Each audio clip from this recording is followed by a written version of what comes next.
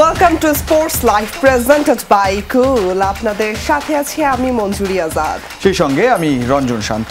চেন্নাইয়ের পর কানপুরে আসলে যখন প্রথম দিন ঘন্টাখানেক খেলা হলো 35 ওভার, তারপর দুটো দিনই পরিত্যক্ত হয়ে গেল বৃষ্টিতে। অনেকটাই ধরে নেওয়া হয়েছিল যে এই টেস্ট ড্র হওয়ার সম্ভাবনা অনেক বেশি, কারণ 2 দিন খেলা বাকি থাকবে। যদি খেলা হয়ও, সেই 2 দিন খেলা হলো এবং সেই 2 দিনে এক প্রকার বলে কয়ে বাংলাদেশকে হারালো আক্রমণাত্মক ব্যাটিং করে ভারত।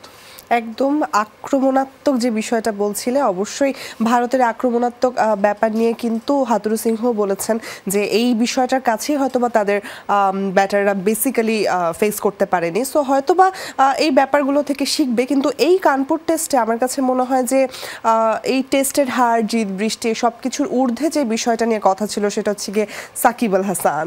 একেবারে তার প্রসঙ্গে বলতেই হচ্ছে, টেস্ট থেকে অবসরের ঘোষণা দেয়া সাকিব আল হাসানকে সংবর্ধনা দিয়েছে ভারত সফরে যাওয়া বাংলাদেশের ক্রীড়া সংবাদকর্মীরা। কানপুর টেস্ট শেষে সাকিবের হাতে তুলে দেওয়া হয় ক্রেস্ট ও ফুলের তোড়া। তবে সবার প্রত্যাশা একটাই, ঘরের মাঠে টেস্ট খেলে বীরের বেশে অবসরে যাবেন সাকিব। টেস্ট শেষে আজই যুক্তরাষ্ট্রের পথে কানপুর ছেড়েছেন সাকিব আল হাসান।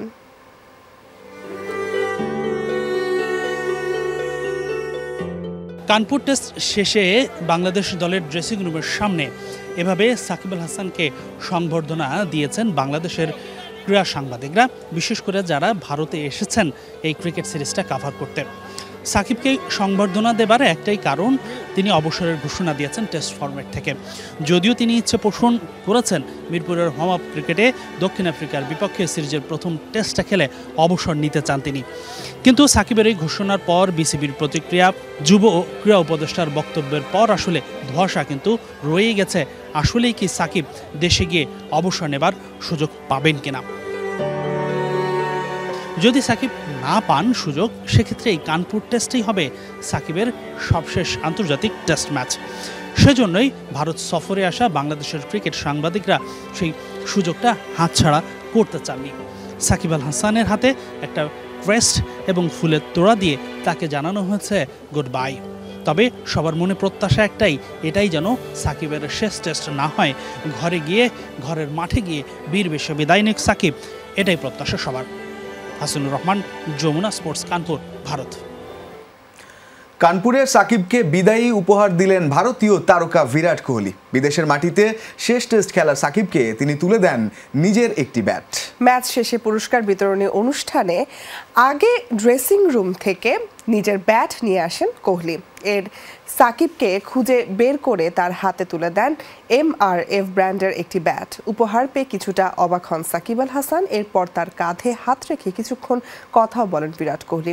কানপুর টেস্ট শুরুর আগে নিজের অবসরের সিদ্ধান্ত জানিয়েছেন সাকিব। তবে মিরপুরে দক্ষিণ আফ্রিকার বিপক্ষে খেলা না হলে কানপুর টেস্টই হবে তার ক্যারিয়ারের শেষ টেস্ট ম্যাচ। এদিন ম্যাচ শেষে সাকিবকে সংবর্ধনা দিয়েছে সিরিজ কাভার করতে যাওয়া বাংলাদেশি ক্রীড়া সাংবাদিকরা। এদিকে কানপুরেই যে হলো সাকিবের শেষ টেস্ট, তা মানতে নারাজ চান্দিকা হাতুরু সিংহে। তার দাবি, দক্ষিণ আফ্রিকার বিপক্ষে দেশের মাটিতে খেলবেন বিদায়ী টেস্ট। তবে ভারতের বিপক্ষে এমন হারে হতাশ হাতুরু কৃতিত্ব দিতে চান ভারতের আক্রমণাত্মক মেজাজকে। এখান থেকে শিখে দল ঘুরে দাঁড়াবে বলেও বিশ্বাস কোচের। পাকিস্তানের মাটিতে ইতিহাস গড়ে টেস্ট ক্রিকেটের সুবাতাস নিয়ে ভারত সফরে গিয়েছিল বাংলাদেশ। তবে 2 ম্যাচের সিরিজ শেষে লাল বলে আবারও সেই পুরনো চিত্র। এক সিরিজ জিতে টেবিলের শেষ 4-এ ওঠা বাংলাদেশ আরেক সিরিজ হেরেই নেমে গেল 7 নম্বরে। 1 মাসের ব্যবধানে মুদ্রার এপিট ওপিট দেখে ফেলেছে টাইগাররা। চেন্নাইয়ে 280 রানের পরাজয়ের পর কানপুরে ছিল আরও হতশ্রী অবস্থা। সাদা বলের মতো 4 ছক্কা নির্ভর ক্রিকেট খেলে দুদিনেই সফরকারীদের উড়িয়ে দিয়েছে টিম ইন্ডিয়া। ম্যাচ শেষে তাই পরাজয়ের কষ্ট এড়াতে পারলেন না টাইগার কোচ চান্দিকা হাতুরু সিংহে। এমন পরাজয় আমাদের কষ্ট দিচ্ছে। এই অ্যাপ্রোচটাও আগে দেখা যায়নি। তবে ক্রেডিট আসলে রোহিত ও তার ভারতীয় দলের।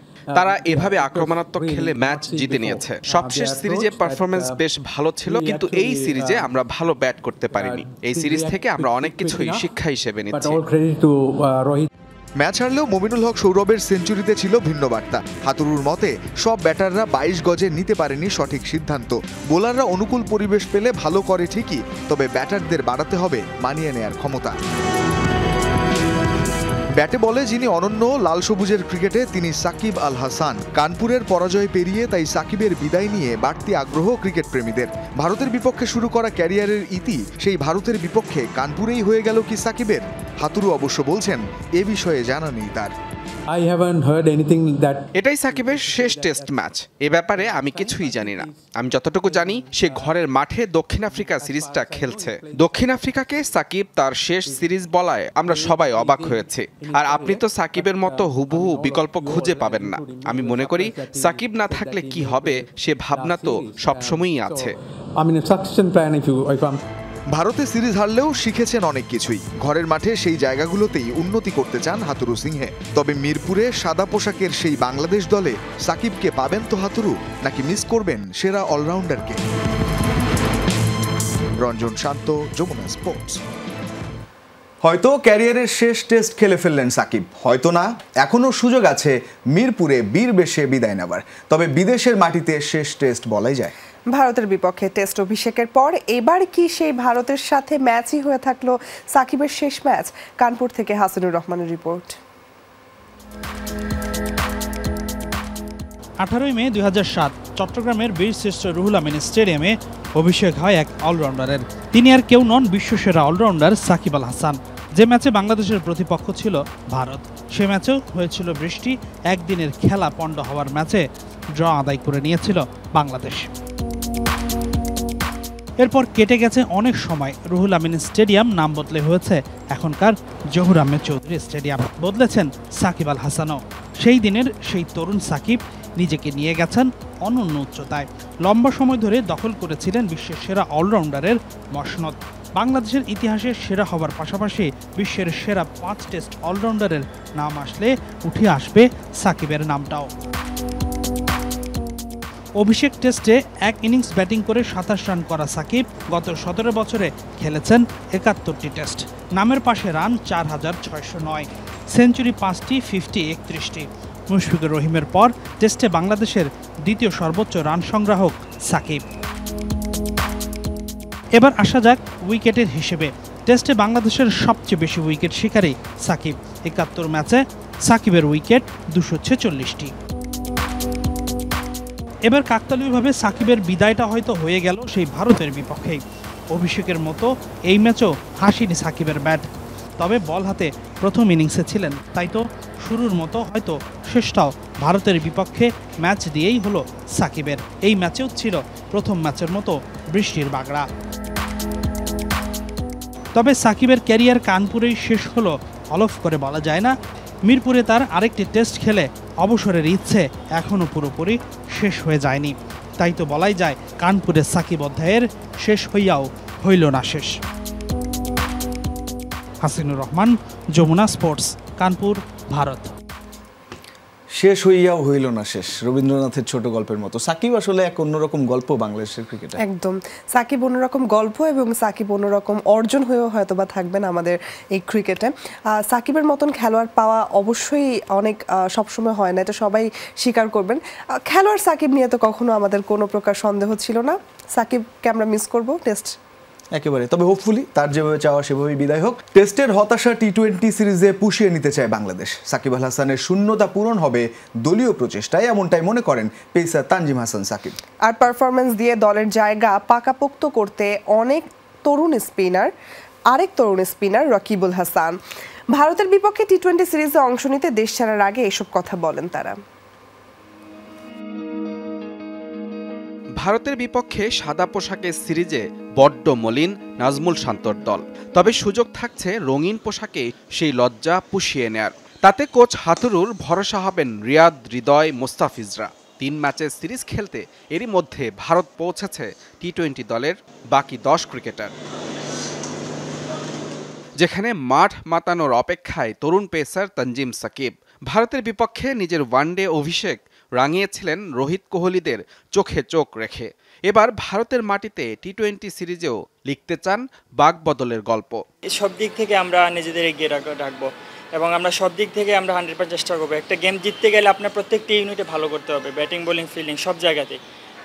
সো ওই দিক থেকে আমাদের ফোকাস থাকবে, আমরা যাতে প্রত্যেকটা সেক্টরে ভালো করতে পারি এবং আমাদের বেস্টটা দিতে পারি। দলের নতুন মুখ স্পিনার রাকিবুল হাসান। এর আগে এশিয়ান গেমসে খেললেও মূল জাতীয় দলে এবারই প্রথম। লেফট আর্ম স্পিনার হিসেবে পাচ্ছেন সাকিব আল হাসানের শূন্যতা পূরণের সুযোগ। সবারই তো ইচ্ছা থাকে যে ন্যাশনাল টিমে যখন খেলবে লম্বা সময় ধরে খেলার জন্য, ইন্টারন্যাশনাল লেভেলে ডমিনেট করে খেলার জন্য। তো আমারও ওরকম ইচ্ছা। আমি গত এইচপিতে 3-4 বছর ধরে ওরকমভাবে প্রিপারেশন নিছি।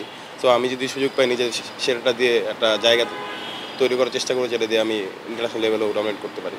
অবসরের ঘোষণা দেয়া সাকিব আল হাসানকে ছাড়াই ভারতের বিপক্ষে টি-20 সিরিজ খেলতে হবে বাংলাদেশকে।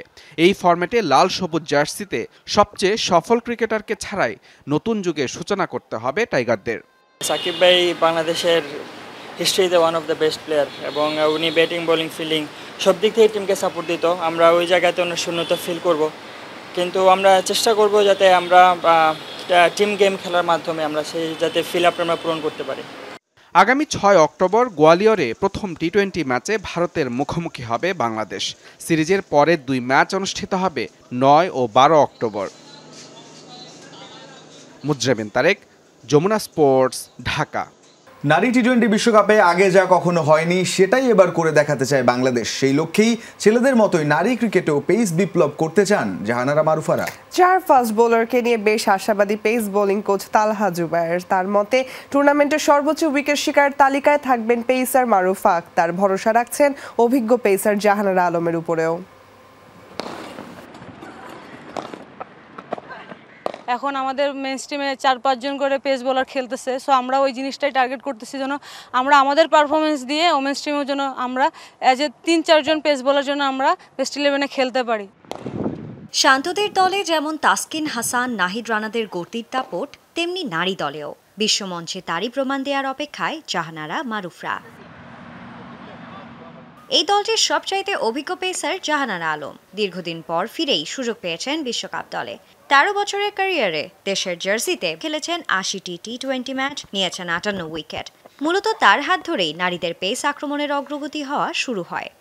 এবার আমার সঙ্গে মারুফা আছে, দিশা আছে, ঋতুমণি আছে। সো আমার বিশ্বাস যে এই ওয়ার্ল্ড কাপে আমরা ইনশাআল্লাহ স্পিন ডিপার্টমেন্টের পাশাপাশি পেস ডিপার্টমেন্টের থেকেও কন্ট্রিবিউট করতে পারবো। জাহানারা যদি ওর লাইন লেন্থ মেনটেন করে, ও যদি খুব কন্ট্রোলে বোলিং করতে পারে, ওর অ্যাকুরেসি আছে, ও যদি খুব ফোকাস থাকে, জাহানারাও আমাদের জন্য একটা অ্যাসেট হিসেবে কাজ করতে পারে। বল হাতে নিজের জাত চেনাতে মরিয়া হয়ে আছেন মারুফা আক্তার, কিন্তু নিজের টার্গেটটা আপাতত গোপন রাখতে চান এই ফাস্ট বোলার। প্রতিপক্ষের উইকেট নেয়ার কৌশলে মুগ্ধ ক্রীড়াপ্রেমীরাও। এইখানে আসার পর থেকে আমার অনেক ভালো লাগতেছে। আর হচ্ছে আমার পার্সোনাল যে টার্গেটটা, এটা আমার অনেক সিক্রেট, সো সিক্রেটেই থাকবে। মূলত ইকোনমি বল করতেই পছন্দ করেন ঋতুমণি। টুর্নামেন্টে ভালো কিছু করার লক্ষ্য নিয়েই এগিয়ে যেতে চান এই পেসার। আমি যখনই বল করি আমার মূল উদ্দেশ্য থাকে ইকোনমি বল করার, ডট বল করার, এটাই আমার মূল উদ্দেশ্য থাকে। তো আশা করছি যে ভালো কিছুই হবে। প্র্যাকটিসের মাঝেই পেসারদের মোটিভেশন দিয়ে যান কোচ তালহা, সেটি মনোযোগ দিয়েই শুনছেন শিষ্যরাও। অন্যান্য বারের চাইতে এবারের পেস ডিপার্টমেন্ট নিয়ে নিজের প্রত্যাশার কথাও জানিয়ে রেখেছেন কোচ। আমি মনে করি যে ওরা যদি ওদের যে অ্যাবিলিটিটা আছে এইটাই যদি ওরা খালি শো করতে পারে, আমরা পেস বোলিং ইউনিট হিসাবে খুব ভালো একটা জায়গায় থাকতে পারবো। এদিকে বিশ্বকাপের জন্য নিজেদের শেষ সময়ের প্রস্তুতি সেরেছে বাংলাদেশ। নবম আসরে জয়ের ধারাবাহিকতা বজায় রাখাটাই যে মূল লক্ষ্য অধিনায়ক নিগার সুলতানা জ্যোতির। সানজানা আইভি, যমুনা স্পোর্টস। এই ছিল আজকের স্পোর্টস লাইভে। এতক্ষণ সাথে থাকার জন্য সবাইকে ধন্যবাদ। আল্লাহ হাফেজ।